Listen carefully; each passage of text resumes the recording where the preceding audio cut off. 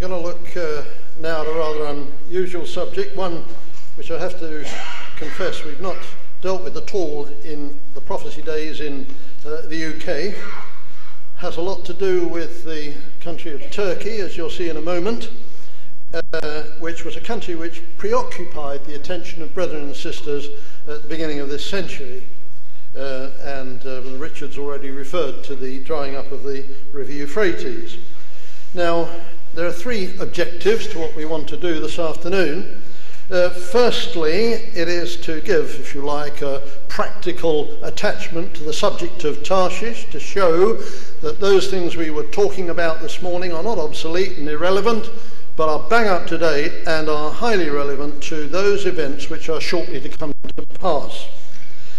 Secondly, you know, if there are different points of view on different aspects of prophecy, one of the acid tests is to see, do they all fit together? You can have certain views about items in Daniel and Revelation and elsewhere, but when you look at them together, do they all fit and mix and contain a consistent story? So I hope we can have a little exercise in that this afternoon. And thirdly, I want to explore what for many will be a completely new prophetic topic, one which it seems to me many of our forebears have avoided because it is difficult, has been difficult, but now I believe we're on the verge of seeing it being fulfilled. So we're going to talk about Russia, Cyprus and the King of the South. Now you all know where Russia is. I trust that's in focus. Let's have a look at that. It's about the best we can do. You all know where Russia is, and I was tipped off that some of you may not know exactly where Cyprus is, though of course it's in the Mediterranean, so let's just remind ourselves of where the island of Cyprus is, and you'll see it's tucked right underneath Turkey, just about 100 miles offshore from Lebanon. In fact, I have heard it said that when you go to the top of Mount Hermon, you can more or less see the Troodos Mountains in Israel, in Cyprus. Now, just let's then set the, if you like, the world affairs background to it. Cyprus is one of the great hot potatoes, if I may put it that way, of European politics at the moment. And it involves the rival claims of Turkey and Greece for that island. Turkey and Greece are fighting over occupancy and control over that island, so much so that it's disturbing the application of Turkey for membership of the European Union. Cyprus row puts European Union expansion, that is the inclusion of Turkey, in jeopardy. The Turks may annex North Cyprus, which is what they very nearly did, as I'll show you, some 30 years ago. But what's behind the political news that you can see now every day in Europe? And basically it's this: Turkey's Muslim threat, Muslim millions, threatened European values, says the European Union Commissioner, who is a Roman Catholic, as are of course the majority of those in Brussels. Ratzinger, that's the present Pope Benny, opposes Turkey's bid for European Union membership. Why? He doesn't want 100 million Muslims interfering with his plans to dominate Europe. Make Turkey tolerate Christians before it joins the European Union. Demand the German bishops, and of course that's where Benedict comes from. So that's the religious background to the political headlines. And therefore, we are about to see, before long, a great conflict over the issue of Turkey. That won't come as news to brothers and sisters who lived in the 19th, early 20th century, when Turkey was very much in the focus because of Revelation 16. Well, now let's go back a few years, because the threat of Turkey annexing Cyprus is just an old story. That is what it did in 1974. Old newspaper I kept. because I thought, I don't know, maybe it'll come in useful before long. And what Turkey did was invade and try to take over part of Cyprus. Well, of course, NATO and Britain intervened and managed to halt the invasion of Turkey. So if we look at Turkey today, it is divided between the north, which is Turkish now, 98% Islamic, and the south, which is, quotes, Christian, quotes, belonging to the Greek Orthodox Church. So the island of Cyprus is divided, or was until last year, as much divided as the city of Berlin. And thus you could go, as we have been to Nicosia, the capital of the island, and see a wall running right through the centre of that town, dividing Turkey from Greece, alias Islam from Christianity. Now, that's then the recent current situation. But let's go back and put it into a quasi-historical or prophetic context. If we do, let's remind ourselves of what happened to the Roman Empire. You will know that the Roman Empire came to an end, based in Rome, that's the western leg, in AD 476. The west was removed by the first four trumpets of the judgments of Revelation chapter 8. So the western leg of the Roman Empire, having passed on now, as we shall say in a moment, into Europe, whatever happened to the left leg of Nebuchadnezzar's image, the eastern side of the empire? Well, again, the Bible provides as good a history book as any, because if we turn now to Revelation 9, we read that the sixth trumpet saw the emergence of the angels, the powers, from beyond the river Euphrates. They were the great powers of Mongolia, Siberia, and the far eastern, if you like, tribes who came westwards, driven there by economic situations.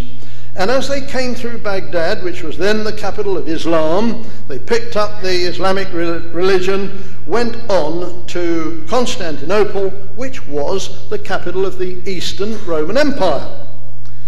And thus they saw off the eastern leg of the Roman Empire, leaving the map of the Middle East looking rather like that. Now, that was the background to the emergence of our Christadelphian community. Thus, that Ottoman Empire, of which we've heard this afternoon from Richard, was a blanket, as it were, across the Middle East. And thus that empire, which came 1453, the collapse of Constantinople, driving the Caesars out of Constantinople, driving them northwards, first to Kiev, onward to Moscow, where they changed their name from a Caesar to a Tsar, exactly the same word, and thus you have the Third Rome, as it's called, based in Moscow. Now, that's not our subject this afternoon, but it was in a condition like that, when the Middle East looked like that, that Brother Thomas wrote those very famous words that I know not whether the men who contrived the foreign policy of Britain entertained the idea of assuming sovereignty of the Holy Land and of promoting its colonization by the Jews, but their present intentions are, however, of no importance, because, let me read it the right way, through events soon to happen, they will be forced by circumstances soon to happen where are we? Circumstances that heaven and earth combined could not move them to attempt. That's a very colloquial way of talking, isn't it? That men are going to be driven to do those things that heaven and earth combined couldn't make them do. But of course, as we'll see in a moment, heaven did make them do it. What prophetic events was Brother Thomas writing about in 1848? Why, it was Revelation chapter 16. The fulfillment of the vial, the sixth vial, the drying up of the river Euphrates.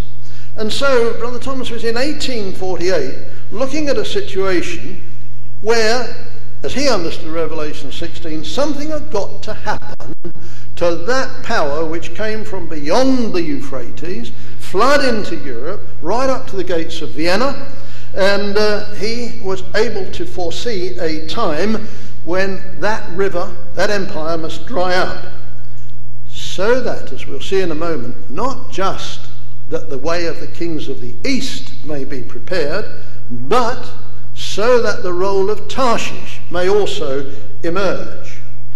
Now, what we have to remember is what happened to those Caesars of the Eastern Roman Empire in 1453. Why they quit? They went to Kiev, went to Moscow. And when you go to Moscow, as my wife and I were able to go a year or two back, you notice even things like the architecture of the place, with all those onion-domed churches, remind you very much of the Orient. In fact, if you go into the Kremlin itself and get in to see the church right in the middle of the Kremlin itself, and you look upwards, what do you see? And I think that's one of the most telling photographs I took while we were in Russia. What does it say? I turned to the in-tourist guide, that's the Russian official government tourist guide that was with us, and I said, hey, that's a very interesting church spire you've got there. What's that mean? And she turned to me almost with a sense of disgust and said, well, don't you understand where we came from? Well, of course I didn't. At least I wasn't going to let her know I did. And she said, well, that reminds us from whence we came, that you are looking forward to the time when once again Christianity would overcome the half moon, the symbol of Islam. And Mr. Ramsden, ever since we were driven out here in 1453, we Russians have always, and remember Peter the Great, Catherine the Great, you know the story, have always wanted to go back to Constantinople. I didn't like to say yes, well, I happen to know that from the Bible. But you see, as the Russian history proceeds, there have been several attempts since 1453 to move Russia back into the Middle East. And what we have to bear in mind and try and link together is Russia's ultimate intention, so to do, a la Ezekiel 38. And what I tried to do, but not very successfully, is see what happens when that Ottoman Empire map dries up. Lo and behold, as Turkey shrinks, so Russia begins to emerge. So Revelation 16 isn't just about preparing the way of the kings of the East, that is the saints, but it's about preparing, as I said a moment ago, for the emergence of the role of Tarshish. Russia, I said, under the days of Peter the Great, Catherine the Great, were always edging downwards and downwards, and they wanted to get back to their place from whence they were kicked out by the power of Islam. So much so, and it may not mean much to people over here, but the Crimean War, 1854, which saw the start of newspaper reporting like it was never before that time, the charge of the Light Brigade, the Crimea, the Russia was coming down wanting to get back that which Turkey had taken off, or the Ottoman Empire had taken off them. And so the Brits got together and said, hey, we can't have this. The Brits and the French, which is a rather an odd combination, got together and said, no, we've got to stop Russia getting down into the Middle East. After all, Britain was wanting to keep an eye on its empire, which it had built. And so the British and the French together sought to oppose the Russians in the Crimean War. Now this may seem a somewhat arcane and obscure story, but brothers and sisters, there were those who could see the point. There's a cartoon, it's taken from that very period. Do you see the British lion turning aggressively toward the Russian bear, saying, art thou come to take a spoil? Well, they didn't quite put it like that. But what are you doing? Coming down here into Turkey, because we've got to maintain our interest in our roots to the empire, to India, to the Far East. So the Brits sided with Turkey. Now, in the Congress of Berlin, 1882, Disraeli went to Berlin, the usual British manipulative, hypocritical way, played out a role with the Sultan, and said to the Sultan, in effect, look, we've helped you out against the Crimean War, against the Russians, what's in it for us? Well, what was in it for Disraeli in 1882 was the award by the Sultan of Cyprus. And so Britain acquired Cyprus for its role in defending, if you like, Turkey. Britain acquired Cyprus. Disraeli went up to Buckingham Palace, saw Queen Victoria, and she was delighted. Actually, Disraeli got on very, unlike Gladstone, got on very well with Queen Victoria. Do you know what she said? She turned to Disraeli, apart from making him a peer of the realm and calling him Lord Beaconsfield, said, you know, Mr. Disraeli, that completes my Mediterranean necklace. Gibraltar, Malta, Suez, because Brits bought the shares in the Suez Canal, and now we've got Cyprus in order to protect the investment in the Suez Canal, and of course in readiness for when Allenby marches into Jerusalem. Was that all? Well, as we shall see, it has proved to be an excellent investment because of the role that Britain plays and will yet play in Iraq and of course in Lebanon. Where, brethren and sisters, did they take people from Lebanon when they got out of Beirut? They went straight to Cyprus. Cyprus was the staging post for returning the Jews back to the land. Well, enough of Revelation 16. Let's go back and remind ourselves about Daniel. Now, we all know the bit, and Richard's taken us through Daniel chapter 2. But as you go through Daniel chapter 7, you will know the same story is told in terms of animals and beasts. Remember, Ecclesiastes says that men are as beasts, and therefore men and nations are represented by animals. And as you go through Daniel chapter 7, you come to the conflict between the bear, the period, the power of Medo-Persia, and the Greeks.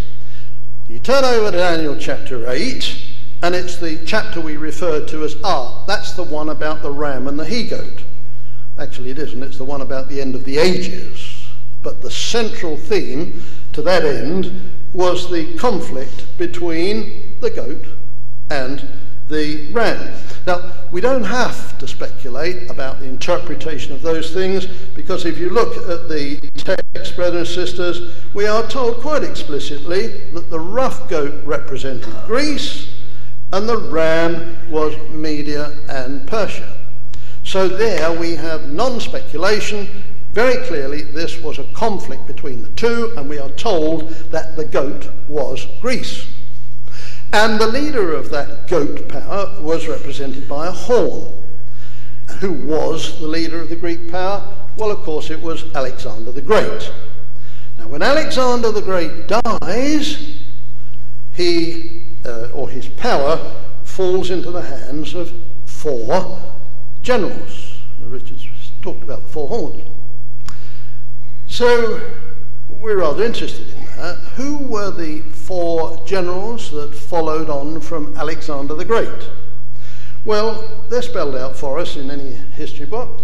They're General Lysimachus, who was responsible for the territory up near the Black Sea. General Cassander, mainland Greece, if you like. Then the 2 major generals were Seleucus and Ptolemy. And so the power of Alexander the Great was split between 4 of his colonels or generals. The Lord is not concerned with what befell Cassander and Lysimachus. The story concentrates, after the end of Alexander, on just 2 of those horns. By the way, these are the days of the internet. if you ever go on the internet and say to your computer, please show me a picture of Alexander the Great, what do you get? Why, here he is. I don't know whether you can see that the pictures, and they abound on the net, of Alexander the Great always show him with a horn. Now, this is not Christadelphian Bible interpretation. Artists show Alexander the Great with a horn. So when he passes off the scene, his power is divided into four. But the Bible is only concerned, and the Lord's purpose with his people is only concerned with two of those. So when we read through Daniel chapter 8, and we go on to Daniel chapter 11, we read about the record of the struggle between Seleucus in the north and Ptolemy in the south. The original kings of the north and the south. So, amongst the small details that you discover when you look into this subject is that the Ptolemies in Egypt, better known for Hollywood movies like the Caesar and Cleopatra and all that bit, the Ptolemies actually had control of Cyprus and Israel. If you want proof of that, next time you're in London, go to the British Museum, go up to the Cyprus room, and you will see for yourself that what I'm telling you is absolutely correct. It is strange that the power that was dominating in Egypt, the Ptolemies, should have control not only over what Daniel 8 calls the pleasant land, which we call the Holy Land, but over the land of Cyprus. And so then you begin to see the drama unfolding of that battle as you go through Daniel chapter 11, which, alas, many of us skip because it sounds boring, but it isn't, brothers and sisters. It's a wonderful demonstration of the continuous historic revealing of Bible history, because Daniel 11 starts with the struggle between Seleucus and Ptolemy. And when they pass off the scene, it becomes a struggle between their successors. And if you go through Daniel chapter 11, you will see constantly, and then the king of the north came against the king of the south. And then the king of the south came against the king of the north. And so it goes on right the way from the time of Alexander the Great, yea, indeed, right into the future, until we come to the end of Daniel chapter 11, when it talks about the descent of the king of the north onto the land of Israel.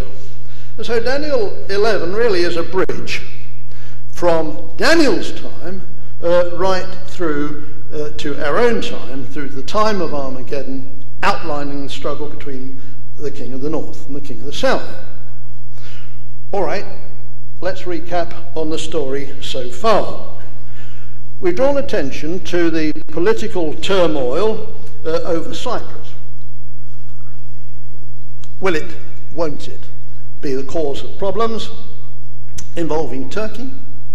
Will it be on purely political grounds, or will it be on religious grounds? We've seen what Revelation has to tell us about the end of the Roman Empire, the drying up of the river Euphrates, preparing the way of the kings of the East, the return of Christ and the saints, yes, but it also prepares the way in the Middle East, as we've shown, for Tarshish. Then we looked at Daniel, the emergence of Greece, the struggle of north and south. It's all there, in Daniel chapter 8 and Daniel chapter 11. So it's all recorded for us. And we've learned that Cyprus and Israel were incorporated within the kingdom or the power of the king of the south. Now we want to turn to something that most of us probably have never looked at before, and that is the prophecies of Balaam. So to do that, you might find it useful to turn to Numbers chapter 21. This is a topic that, as I said, is not often looked at, and is a subject, quite frankly, I have to deal with in a study day in London when I get back. So turn to Numbers 21, and you will have there an account of the Exodus journey, Let me remind you of what happened. They came out of the land of Egypt and they proceed into Sinai. Exodus 17 will have told us that they encountered Amalek, the first of the nations. And Amalek which was overcome, was to perish forever. And then they proceed to encounter the Amorites under Sihon of the Amorites. That's Numbers 21, verse 21. And then we come to verse 29, and they encounter the Moabs, crying, "Woe, woe to us. Hey, what's going on? Here are these people come out of Egypt. They've beaten the Amalekites. They thrashed the Amorites. They've encountered Sihon, verse 33. They've encountered Og, king of Bashan, and they're knocking at our door." So you can imagine then how the Moabites must have been terrified at the onrush of these people. What do they look like? What was the view that Balak, king of the Moabites, had when he went up into his mountainside and looked down on Israel? And this is, by way of an aside, brothers and sisters, but it's something that struck me so heavily, I trust I can be forgiven for mentioning. There's the sort of trad Christadelphian picture of the tabernacle and the view that Balak would have had. And we notice that it was a column of smoke that led them by day. Well, what happened when night fell? Well, here's a non-Christadelphian picture which shows how the Lord led them by this power of flame, great burning. Don't ring any bells. Genesis 15:17, "And it came to pass at the time of the covenant with Abraham, that when the sun went down it was dark, and behold a smoking furnace and a burning lamp that passed between the two pieces. And that same day I have made a covenant with Abraham." Now I don't know, it's a side issue. Interesting that the smoke and the flame, a reminder that they were God's covenant people. But that was the view that Balak would have had. And you can understand when these people come to his front door with that track record behind them that he would have been in great anxiety. So then we now pass to Numbers chapter 23. Now there were in fact, or the situation, to go back, he is so concerned, he says, "Wow, we've got to do something about this." So to cut a long story short, what he does is hire the greatest propagandist, spin doctor as we would call them today, locally. He brings in Balaam to criticize, to assail, to pronounce curses upon the people of Israel.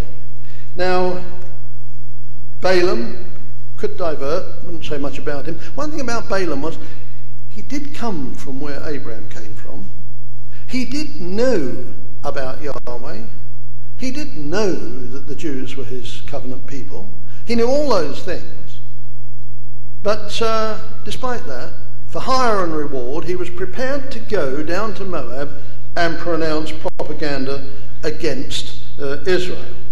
But of course the Lord intervened, as you know the story of how the ass saw the angel, stopped Balaam in his tracks, and then the Lord says to Balaam, "Look, I'm not going to let you curse those who I haven't cursed.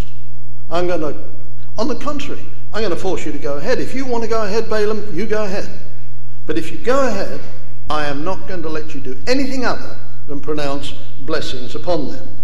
And so you come to the 7 prophetic parables of Numbers 23 and 24. Now, it's worth going through these because, so far as I can find out, certainly on prophecy study days, in fact fraternal study days in England, I cannot find anyone who's ever done this and taken a day off, or at least half a day, to go through each one of those prophetic parables and look at what they're saying. So all we'll do then right now is look at 23 verse 9. And what do you see? You see that Israel is not to be reckoned among the nations. Oh, we could cross-reference that, couldn't we, to many, many other quotes. Isn't it David who talks about Israel being like a sparrow on the rooftop all alone? So here is Balaam saying that there is going to come a time when you're going to find yourself alone among the nations. Then you proceed to verse 24, but thy people will rise as a great lion. So in the last days, brothers and sisters, when Israel is alone, when the Lord has returned, Israel is going to rise up as a great nation, as a great lion. 24 verse 7. You see how in these chapters, if you mark them up in your Bible, you highlight what these different prophetic parables are. 24:7, Israel is to be higher than Agag. Who was Agag? Why, he was the leader of the Amalekites. Now hang on, they just encountered the Amalekites and beaten them. But Balaam says in his prophecy, look, there will come a time when you will be much higher than your first enemy, Agag of the Amalekites. And so you come to the familiar words of 24:7, and these are verses that we do refer to, where Israel is to look forward to a time, or there would come a time when there would come a star out of Jacob. You know, you can cross-reference these all, can't you, to the early chapters of Matthew, the scepter, and will lead Israel to do valiantly. So here is Balaam forecasting, prophesying of the time of which Jeremiah speaks, when Israel will be my battle axe and will go forth, led by, I believe, but it's debatable, Elijah, with Israel, the battle axe of God, and the saints ministering to Israel. But that's to get off the subject. And then we notice chapter 24, verse 20, a reminder. Amalek, the first opponent, the primary opponent of Israel, was to perish forever. And we might say, well, why keep on about Amalek? Well, it was the first primary enemy of Israel. And then you go down to an enigmatic passage which has escaped many of us for a long time. 24 verse 21, we read that he looked on the Kenites, and took up his parable and said, strong is thy dwelling place, and thou puttest thy nest in a rock. Now, if we were going to spend the whole afternoon going through the prophetic parables of Balaam, we would take time off to show what the Kenites were. Now, the Kenites were people who joined up with Israel. Might we say, brothers and sisters, in a similar way, the Kenites are spiritual Israel, those of us who have sheltered in the saving purpose of Israel? Well, we could spend a lot longer on that subject. We have joined up, haven't we, with the hope of Israel. And therefore, what Balaam is saying is, strong will they be, safe will those be when God's judgment comes upon the nations. And then you come to chapter 24, verse 24, and it tells us again about how Amalek is going to meet his doom. Now, this is the prophecy that, so far as I can find, searching through all sorts of places, we have tended to leave alone, because it is enigmatic. But that's no reason why brethren should sort of skate round it and say, oh, well, let's wait and see what it happens. I thought, therefore, as this part of the study I have to do when I get back home, is we ought to try and understand parable number 7. And here's how it goes. Numbers 24, verses 23 and 24. This is how Amalek will meet his doom. And Balaam says he took up his parable and said, alas, who shall live when God doeth this? And ships shall come from the coast of Chittim, and shall afflict Asher, and shall afflict Eva, and he shall perish forever. What on earth does that mean? Well, you have to get out Gesenius or the Concordance, and you have to find out what verse 23 really means. Who shall live when God doeth this? Doeth what? Well, it seems as though when you look at that passage, Strong's Concordance suggests the meaning of appointing him or ordaining him. Who shall live when God ordains him? Who? Well, Agag, alias Gog. You know how the Septuagint translates Agag as Gog. So, who was Agag? Well, he was the leader of the Amalekites. And so here we have a prophecy that says, who shall live when God ordains as leader Agag and brings him against Israel? Agag, we note, was the primary enemy of Israel. Now, when is this to happen? Incidentally, we don't often do this, but if you do happen to have the New Ideas Version, as they call it in England, the NIV, you will notice a very interesting passage which draws attention to the Masoretic text and says that that passage in some texts has the meaning of a people will gather from the north. Now, as we'll see, actually that's quite sensible. So what is this prophecy about? Who shall live, says Balaam, when God does something of disastrous dimensions? Ships shall come.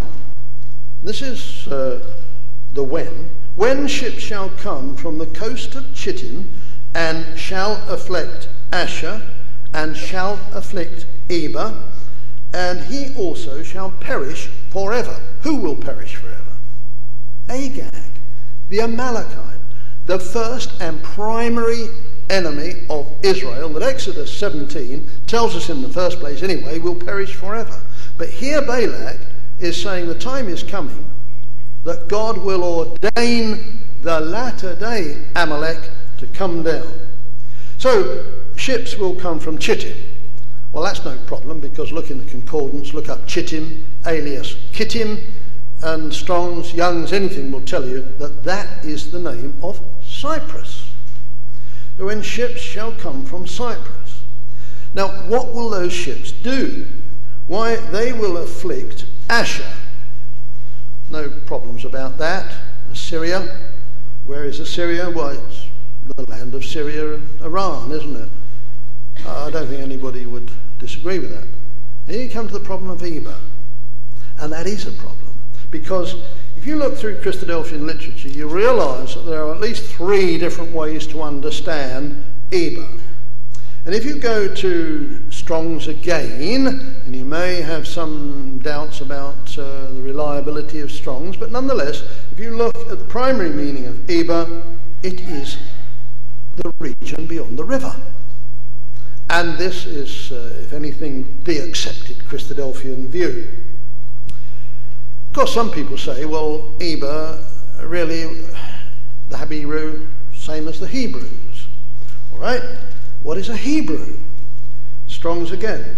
One from the side of the Euphrates. The Septuagint actually spells it out and says it's a passer over of the river. So what have we got? Well, we know that Genesis 14 tells us that Abraham was a Hebrew. He did come from the side of the Euphrates. It was a region beyond Jordan. What is between the Euphrates and the Jordan, brothers and sisters, if it is not Iraq? Now, I may be wrong, but we sometimes talk about Abraham having passed through the river. Let's go into that. All we do know is that Abraham came from Ur of the Chaldees, which we've seen on television. Reports from Iraq is right there by Baghdad. So it seems, whichever way route you choose to go amongst the options, etymologically, we are talking about a land not so very far from Assyria, between the river, or this side of the Euphrates, on the far side of the Jordan. And you just look at a map and suddenly the penny drops. Now, that's all right to say that ships will come from Chittim, Cyprus, but where do they get the ships from? Well, here's an interesting thing. If you go back to Genesis chapter 10, you learn that Chittim, or Chittim, and their alternative spellings of the word, are sons of Javan. Now, the sons of Javan are on this wise.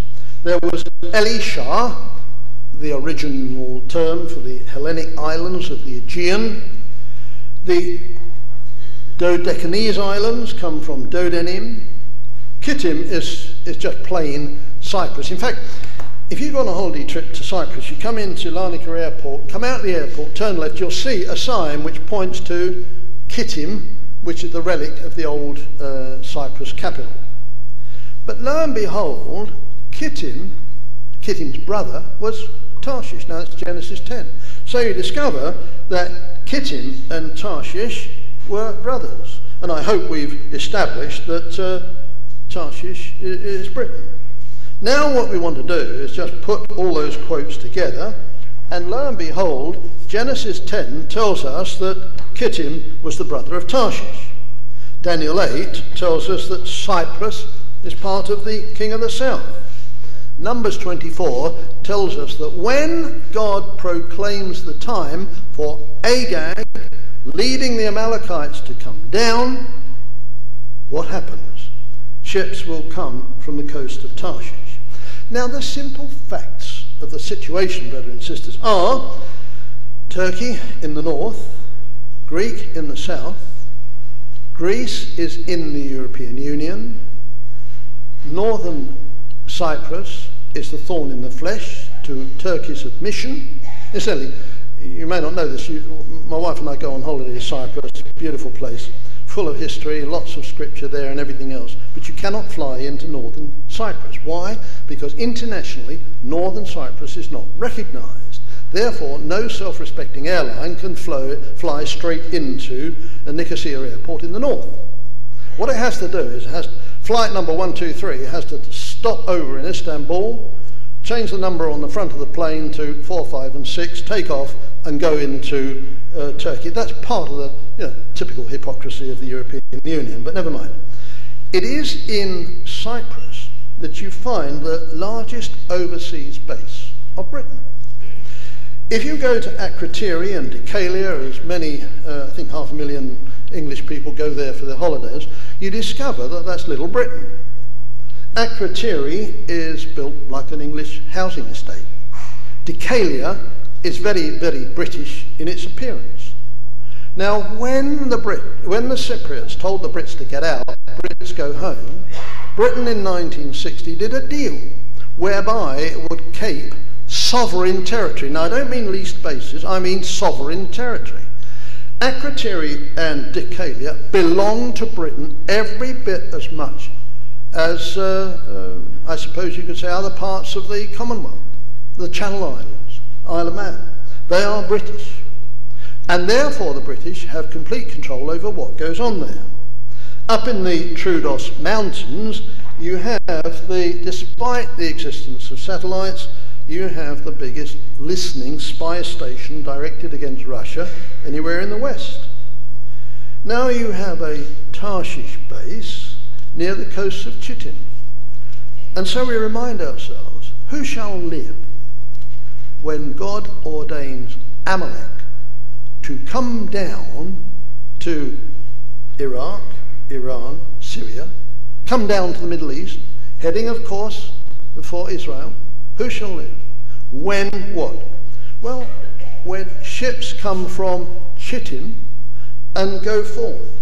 And so if we look at that last verse of Numbers 24, which has escaped Christadelphian understanding, I submit, for a long time, because we could not see how it was going to figure out, we can soon see now, when we realise that Cyprus is the biggest overseas base of Tarshish, and it was there, as we showed you this morning, very useful for Afghanistan, very useful for the Iraq War, very useful for Lebanon, very useful historically for defending the Suez Canal and facilitating Allenby moving into Jerusalem. So who shall live when this great disaster befalls the earth known as the time of Armageddon? All right, seems pretty clear to me that that can be the only meaning of those verses, which you don't find in standard Christadelphian prophecy textbooks.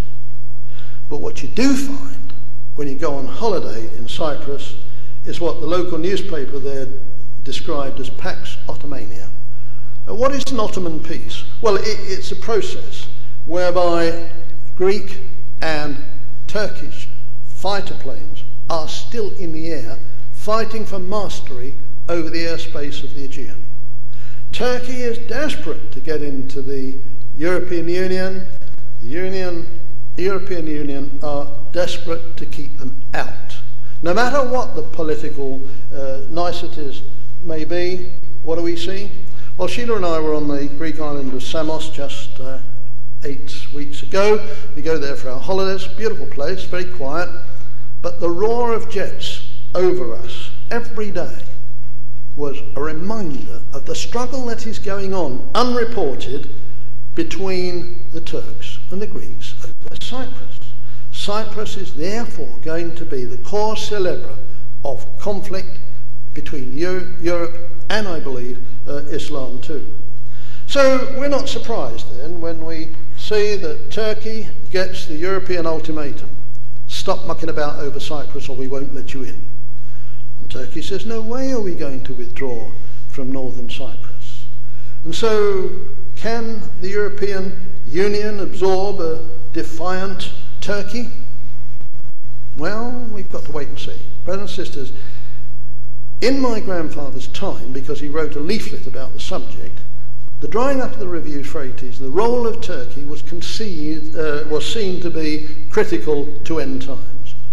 Perhaps we ought, as I hope to do this winter, restudy the whole of what the Bible has to say about Turkey. Because what is then a practical application of Tarshish in the latter days? It is but a staging post for Afghanistan, for Israel, for Iraq, and for Iran. Who knows how we're going to deal with the problems of a militant Iran? Who is going to protect Israel when Iran, Afghanistan, Iraq, and others turn eventually against Israel? Could it just be, brothers and sisters, that the Lord provided Tarshish as the protector of Israel with a superbly placed strategic military base in the island of Cyprus to carry out its historic role of protecting God's people? In other words, it is an indication of the role of Britain yet to be fulfilled. Who shall live, said Balaam, when God brings about this situation? For so terrible will it be that the Battle of Armageddon will, of course, bring about the emergence of the Lord Jesus Christ on the Mount of Olives. So what are we looking for? Well, oddly enough, what Christadelphians have always looked for. I brought with me in the plane the 4th edition of Elpis Israel, and what does the preface say? When Russia makes its grand move for the building up of its image empire, then let the reader know that the end of all things at present constituted is at hand. Brothers and sisters, when you watch what's going on in Cyprus, in Turkey, and the European Union, and you bear in mind the words which that great propagandist Balaam had to offer against God's people, let us realize that the end of all things is indeed at hand.